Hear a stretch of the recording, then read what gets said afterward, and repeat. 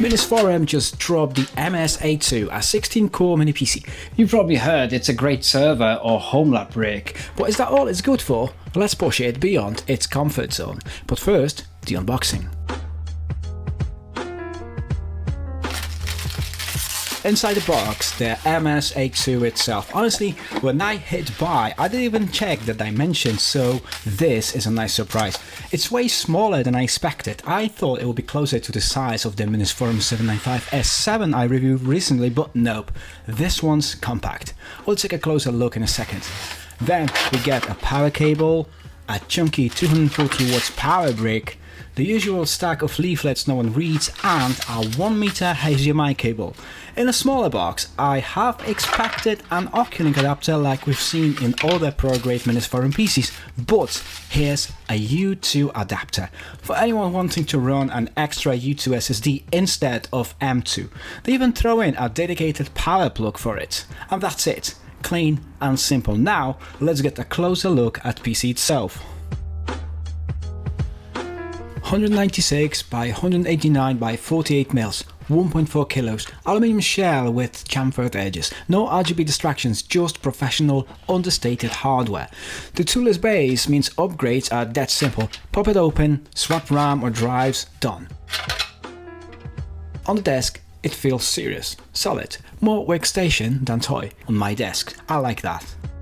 Up front you got two USB-A 3.2 ports, one old school USB-A that feels straight out of 2006, a headphone jack, the power button and some vents. Spin it around and the rear is loaded. Two USB-C 3.2 Gen 1 ports at 5GB, a single HDMI 2.1 that can push 8K, a pair of USB-C Gen 2 at 10GB, dual 2.5GB LAN, and the real highlight, dual 10GB SFP Plus socket for network cards for serious networking. Now, one thing missing here is USB 4 or Thunderbolt 4, so no easy eGPU plug and play. Bit of a bummer, but the full PCIe X16 slot with an Oculink adapter totally closes that gap. I grabbed one myself, but more on that in a minute. Quick heads up though, Minisforum upcoming MS-S1 Max will pack dual USB 4 V2 ports. That's a next gen Thunderbolt level bandwidth. I'll have one in studio soon, so hit subscribe if you don't want to miss it. Meanwhile, the MS-A2 still covers the basics with Wi-Fi 6E and Bluetooth 5.2 for strong wireless. Ryzen 9 9955HX, 16 cores, 32 threads, 5.4 GHz boost. Mini PCs usually not having this much silicon, but here it is, finally meeting the demands of creators, engineers and homelab power users. Mine shipped with 64 gigs of DDR5 5600. 96 gigs is an option, though I'll probably max it out myself later. No ECC support, but that's typical for consumer Ryzen.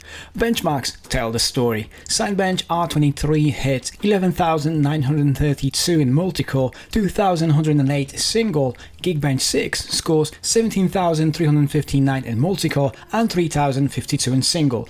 Translation, editing, visualization and heavy multitasking all smooth. Storage is where the MS-A2 really over-delivers. Out of the box, the 1TB SSD pushed 5000 MB per second in crystal disk mark. Solid, but nothing wild. The hidden ace, 3 NVMe slots. Flip the BIOS from Gen 3 to Gen 4 on the advanced AMD PBS. I dropped in a 2TB PCIe 4 drive rated at 7000 MB per second, and it actually pulled 7400 MB per second in testing. Sweet. And if that's not enough, the U2 slot takes you up to 15TB enterprise drives. At that point, it's less mini PC and more mini data center. Graphics starts with a Radeon 610 iGPU, fine for emulation, esports and GameCube nostalgia, but AAA titles, forget it. Forza Horizon 5 limps at 30 FPS low settings. Assassin's Creed Mirage stutters, it's a PowerPoint presentation. Integrated still isn't enough, myth confirmed. And that's where the magic slot comes in. PCIe 16 wired as X8 bifurcation ready. With an Oculink adapter, eGPU breathed life into this machine. A compact Bosgame GVP7600 based on AMD RX9060XT. Boosted Geekbench OpenCL to 70,565, turning the MS-A2 into a legitimate mid-tier gaming rig. Step up to an overclocked Sapphire Nitro RX9060XT via Minisforum DG1 dock and a 750 watts PSU, and you're pushing 100k in GPU scores. At that point, the mini tack doesn't stick. This is a desktop killer in disguise. Nobody drops a grand on a 16-core box to run slideshow frames. The Radeon 610M is fine for nostalgia, but that's where it ends. With a compact Bosgame RX9060XT, Assassin's Creed Mirage runs around 100 FPS high, 1080p and 60 plus FPS medium 2K.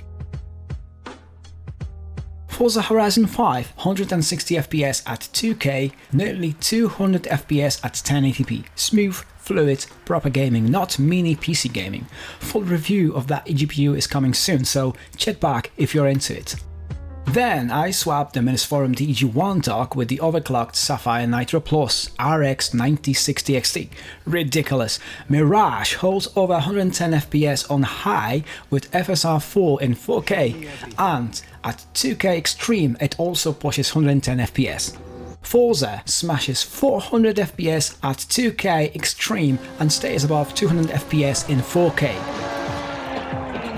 Atomfall, the new British dystopia, ran maxed out, visually flawless, never dipping below buttery. And yes, the full DG1 dock review is cooking too. Stay tuned for this. Now, gaming aside, video editing is where the MS-A2 feels natural. My entire intro was cut here, a 2-minute 4K render in DaVinci Resolve just 10 seconds, compared to an M2 Pro MacBook at 56 seconds or an M1 iMac at 1 minute 35 seconds. Timelines, exports, effects, this Ryzen chip breezes through them. Under full load, the CPU does climb right up to 100 Celsius and the fans spin up to about 50-55 decibels.